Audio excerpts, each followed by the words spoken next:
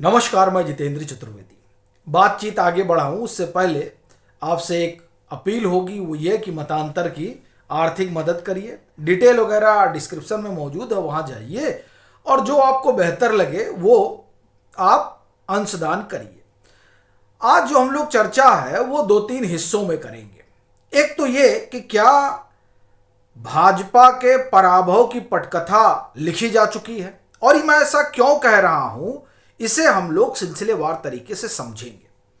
और फिर ये पश्चिम बंगाल में जो चल रहा है वो क्या है, वहां का सियासी ऊंट किस करवट बैठेगा, क्या वाकई में बीजेपी वहां कोई चमत्कार करेगी, या फिर जो ममता बनर्जी की वहां कहें कि हवा बयार है उसमें कमल जो है वो साफ हो जाएगा।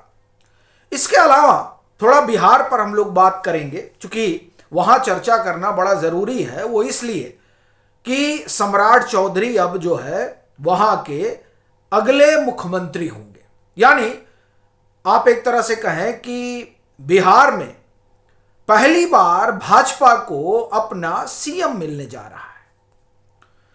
और इसके सहारे वो जो समीकरण है जो नीतीश कुमार के रहते हुए बीजेपी ने साधा था, ऐसा लगता है कि उसी को ख्याल में रखते हुए सम्राट चौधरी को मुख्यमंत्री बनाया गया। वो जो समीकरण है लौकुश वाला वो बना रहे, उसमें एक चीज तो यह है जिसके कारण बनाया गया। और फिर यह भी है कि नीतीश कुमार चाहते भी थे कि सम्राट चौधरी को ही बनाया जाए।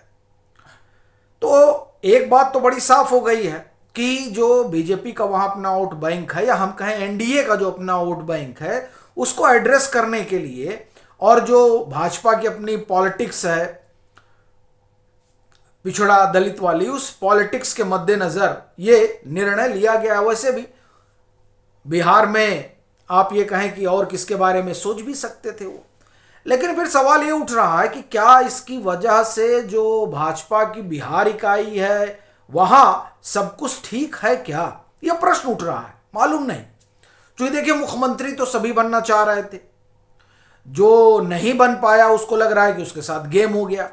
तो क्या ये गेम जो बिहार की पॉलिटिक्स है उसको कोई नया आकार देगी, यह यक्ष प्रश्न है। लेकिन फिलहाल सम्राट चौधरी को बनाया गया है, इसलिए वो जाहिर सी बात है कि बधाई के पात्र हैं। बाकी राजनीति है, यहां कुछ भी होता रहता है। अब जो अगला हिस्सा है हम लोग उस पर आते हैं, वो पश्चिम बंगाल से जुड़ा हुआ है। हम लोग अंत में चर्चा करेंगे भाजपा के पराभव के पटकथा की। लेकिन पहले पश्चिम बंगाल पे आना बड़ा जरूरी है, क्योंकि देखिए पश्चिम बंगाल उन 5 राज्यों में शामिल है जहां पर चुनाव की रणभेरी बजी हुई है।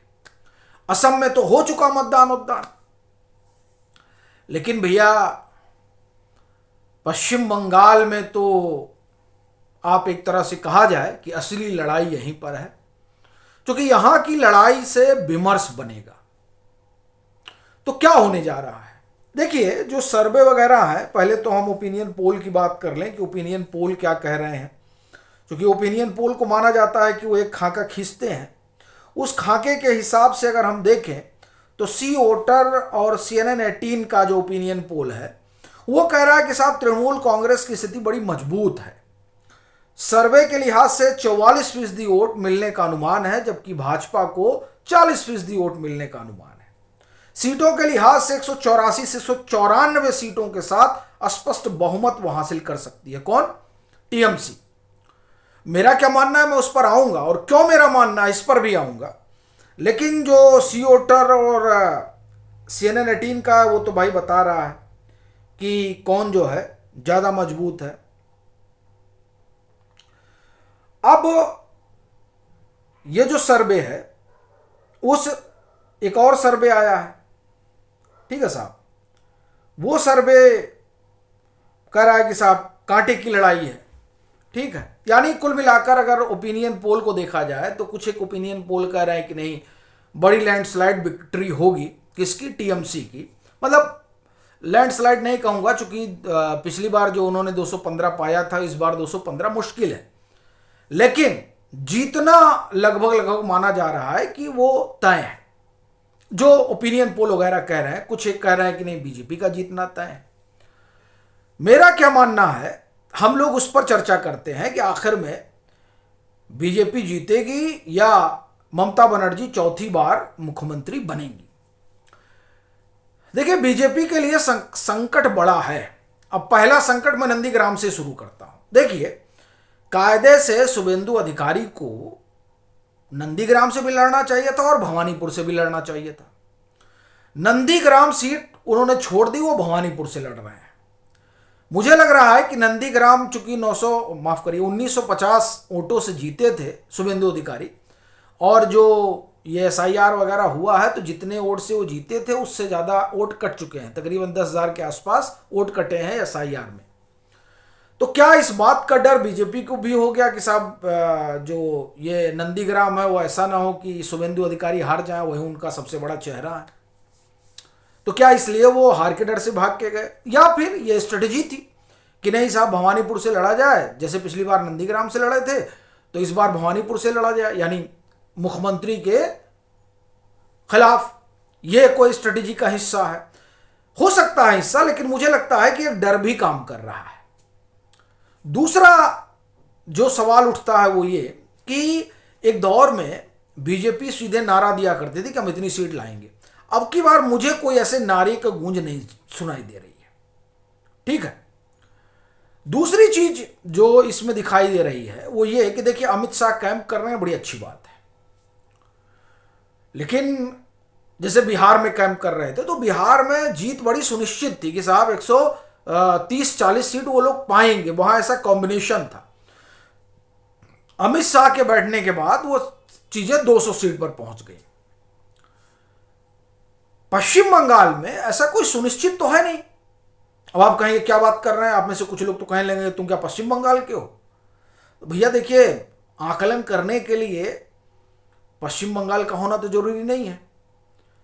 तमाम आप ये कहें कि डाटा उपलब्ध है ऑनलाइन, आप जाके उसे देख सकते हैं। और ऑनलाइन डाटा क्या कह रहा है?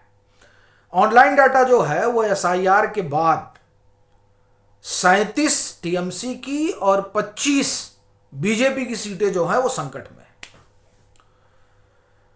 और आप जब देखिएगा कि किन सीटों पर किन बीजेपी मजबूत है, तो 45 सीटें हैं 70 में से जो बीजेपी ने जीती हैं और जहां पर वो बहुत मजबूत है।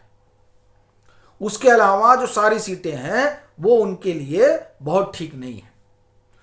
फिर जो एक ग्रुप उन्होंने जोड़ा था बीजेपी ने, जिसमें मातुआ भी है, क्या वो लोग इस बार भी उनके साथ खड़े रहेंगे? ये उनके लिए बड़ी समस्या है। दूसरा, बाहरी बनाम घुसपैठ वाला खेल जो यहां चल रहा है। ये घुसपैठ का मसला क्यों उठाया जा रहा है? घुसपैठ का मसला इसलिए उठा रहा है क्योंकि फिर ममता बनर्जी कहती है कि तो बाहर वाले हैं, तो उसको काउंटर करने के लिए घुसपैठ वाला मसला उठाया जा रहा है। लेकिन इस घुसपैठ वाले मसले में भी जो तमाम सारे एक्स पर वीडियो वगैरह चल रहे हैं वो बीजेपी के लिए मुसीबत खड़ा करने में पर्याप्त हैं।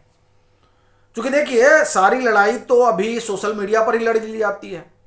तो सोशल मीडिया पर जो कैंपेन चल रहा है उस कैंपेन में बीजेपी के जो बड़े नेता हैं उनका जो पुराना वीडियो है वो सब बाहर आ रहा है। और बाहर आने वीडियो के बाहर आने का मतलब विमर्श का बदल जाना है। तो नैरेटिव की जो लड़ाई चल रही है उस लड़ाई में भी भाजपा के लिए बहुत गुडी गुडी साइन नहीं है, यानी 2021 जैसा माहौल नहीं है। हाँ, ये बात ठीक है, 2021 से सीख लेते हुए अब सीधे ममता बनर्जी पर अटैक नहीं हो रहा है, लेकिन फिर भी जो परिस्थितियां हैं और जो हमने आपको बताया 2-4 चीजें हैं, उनसे लगता नहीं है कि भाजपा के लिए बहुत सहज है। तीसरी बात, क्यों कहा जा रहा है कि भाजपा का जो है क्या पराभव की पटकथा लिख दी गई है? देखिए, 2 से 3 चीजें बड़ी साफ दिखाई दे रही जो ये बता रही हैं कि चीजें जो है इनके लिए कठिन हो रही हैं। पहला और बड़ा मामला जो UGC वाला है। दूसरा जो उसी के साथ उठा है वो है आरक्षण का।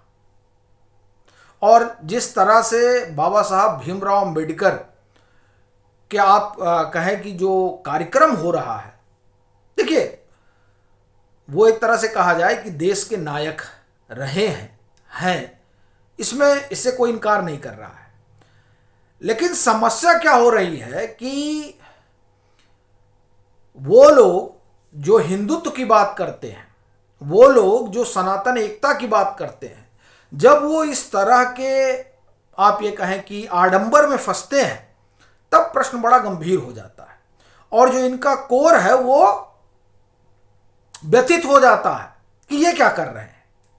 तो ये जो व्यथा है, ये व्यथा जो है, ऐसा लग रहा है कि पहले तो यूजीसी, उसके बाद में ये आरक्षण वाला मसला, अब ये ऐसा लगता है कि तीनों चीजें मिलकर बीजेपी के लिए एक अलग कहानी रच रही हैं। और इसमें एक चीज और ऐड कर लीजिए, ये जो भाजपा ने आयात किया है तमाम नेताओं को, ये भी अंदर खाने बहुत गहरा घाव हो रहा है।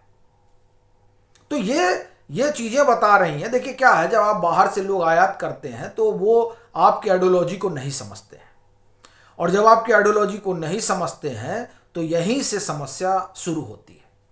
और फिर प्रश्न खड़ा होता है कि क्या बीजेपी के भीतर एक नई बीजेपी बनाई जा रही है?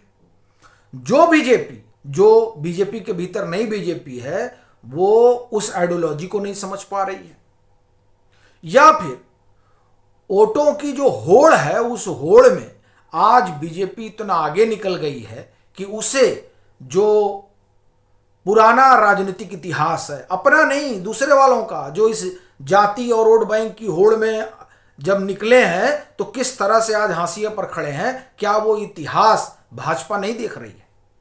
लगता है कि नहीं देख रही। अगर वो देख रही होती तो इस तरह के जातीय होड़ में नहीं फंसती। और ये जो जातीय होड़ है, यही भाजपा के लिए सबसे बड़ा अभिशाप साबित होगा। ये जो पॉलिटिकल हिस्ट्री है वहां से निकलकर बातें आती हैं।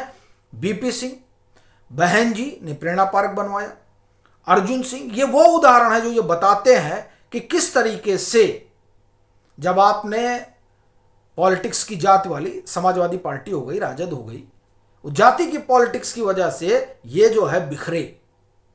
अभी देखिए अखिलेश पीडीए की बात कर रहे हैं, जाना पड़ेगा उधर। तो क्या जो पॉलिटिकल लेसन है हिस्ट्री का, वो बीजेपी ने नहीं लिया, और नहीं लिया तो लग रहा है कि ये जो वो लोग गलतियां कर रहे हैं, ये गलतियां भाजपा के लिए नुकसानदायक होने जा रही हैं।